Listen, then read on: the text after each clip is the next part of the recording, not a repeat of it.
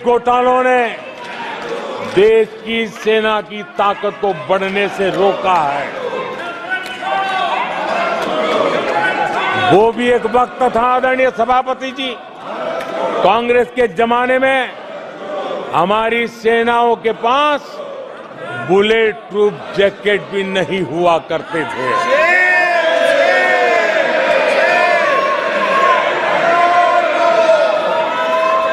सत्ता में रहते हुए देश की सेना को तो बर्बाद किया ही किया, उसको कमजोर किया ही किया, लेकिन ये कारनामे विपक्ष में जाने के बाद भी चलते रहे। विपक्ष में जाने के बाद भी सेना को कमजोर करने के लगातार प्रयास होते रहे। जब ये कांग्रेस सरकार में थे तो फाइटर जेट नहीं लिए, और जब हमने कोशिश की तो कांग्रेस हर तरह की साजिश पर उतर आई। फाइटर जेट एयरफोर्स तक न पहुंच पाए, इसके लिए साजिशें की गई। और आदरणीय सभापति जी, ये बालक बुद्धि देखिए कि राफेल के छोटे छोटे खिलौने बना करके उड़ाने में मजा लेते थे, देश की सेना का मजाक उड़ाते थे। अध्यक्ष जी, कांग्रेस ऐसे हर कदम का, हर रिफॉर्म का विरोध करती है जो भारत की सेना को मजबूती दे, भारत की सेना को मजबूत बनाए। माननीय सदस्यों, सभा की कार्रवाई माननीय प्रधानमंत्री जी के भाषण तक के लिए बढ़ाई जाती है और सभा की कार्रवाई, सारी कार्रवाई पूरे होने तक बढ़ाई जाती है। आदरणीय सभापति जी, समय देने के लिए और समय का विस्तार करने के लिए मैं आपका हृदय से आभार व्यक्त करता हूं। आदरणीय सभापति जी, अब कांग्रेस के लोगों को ये पता चल गया है कि हमारे नौजवानों की ऊर्जा, हमारे सैनिकों का आत्मबल ही हमारे सशस्त्र बलों की सबसे बड़ी शक्ति है। और अब इस पर हमला करके और एक नया तरीका सेना में भर्ती को लेकर सरासर झूठ फैलाया जा रहा है, ताकि लोग, मेरे देश के नौजवान मेरे देश की रक्षा करने के लिए सेना में न जाए, उनको रोकने के लिए षड्यंत्र हो रहा है। आदरणीय सभापति जी, मैं इस सदन के माध्यम से जानना चाहता हूं, आखिर किसके लिए कांग्रेस हमारी सेनाओं को कमजोर करना चाहती है?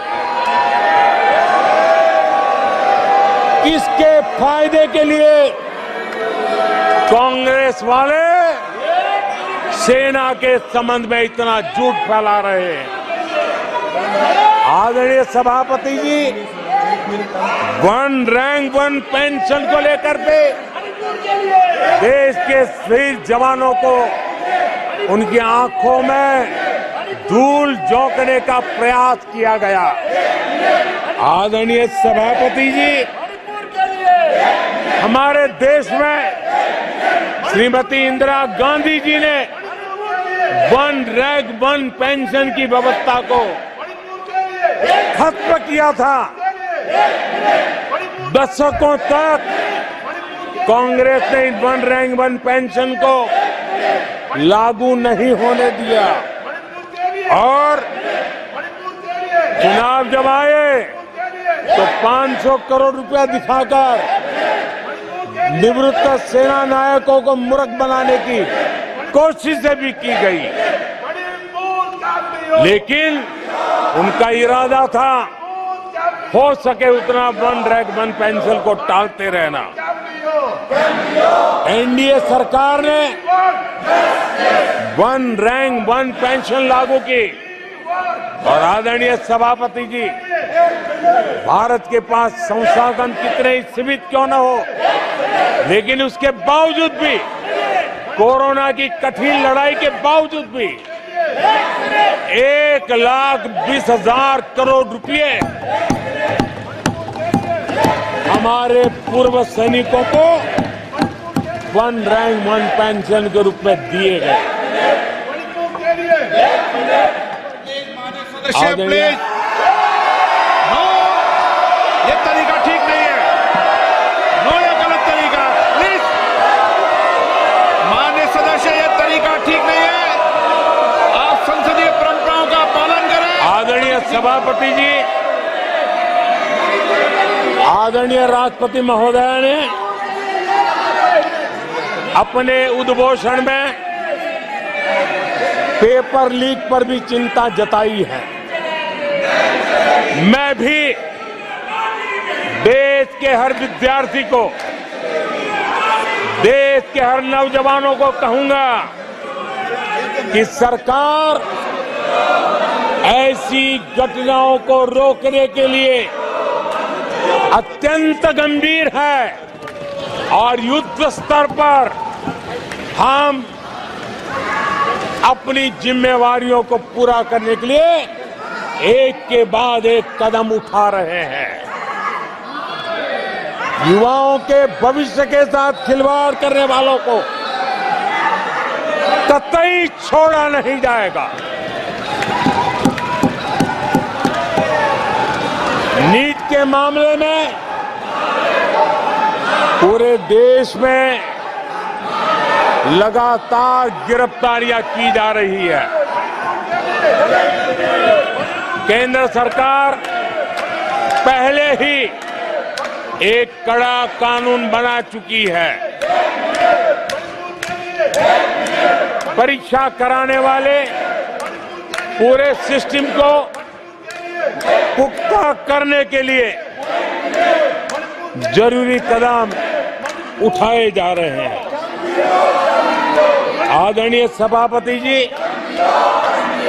एनडीए सरकार ने बीते 10 वर्षों में विकास को अपना सबसे बड़ा संकल्प बनाया है। आज हमारे सामने भारत को दुनिया की तीसरी सबसे बड़ी इकोनॉमी बनाने का संकल्प है। आज हमारे सामने आजादी के इतने सालों के बाद पीने का शुद्ध पानी पहुंचाने के लिए, हर जल पहुंचाने का हमारा संकल्प है। आदरणीय सभापति जी, हर गरीब को आवास देना, ये हमारा संकल्प है। आदरणीय सभापति जी, भारत की विश्व में जैसे जैसे ताकत उभर रही है, हमारी सेनाओं को भी आत्मनिर्भर बनाने का हमारा दृढ़ संकल्प है।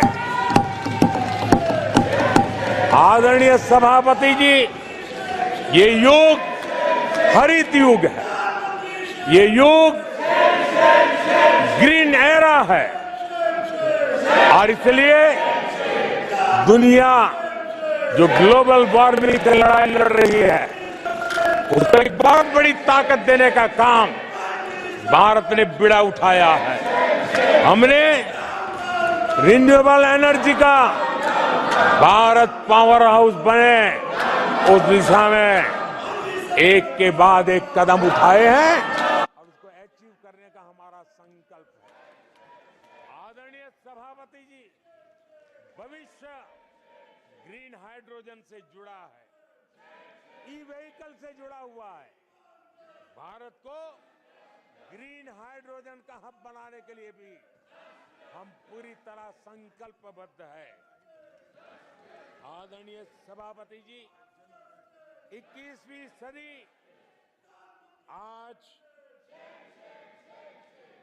भारत 21वीं सदी को भारत की सदी बनाने के लिए जिन संकल्पों को लेकर के हम चले हैं, उसमें इंफ्रास्ट्रक्चर की भी बहुत बड़ी भूमिका है। हमें आधुनिक इंफ्रास्ट्रक्चर बनाना है। हमें विश्व के सारे बेंचमार्क की बराबरी पे जाना है। आदरणीय सभापति जी, जितना निवेश भारत में इंफ्रास्ट्रक्चर के लिए हुआ है, वो इतना पहले कभी नहीं हुआ है और जिसका लाभ आज देशवासी देख रहे हैं।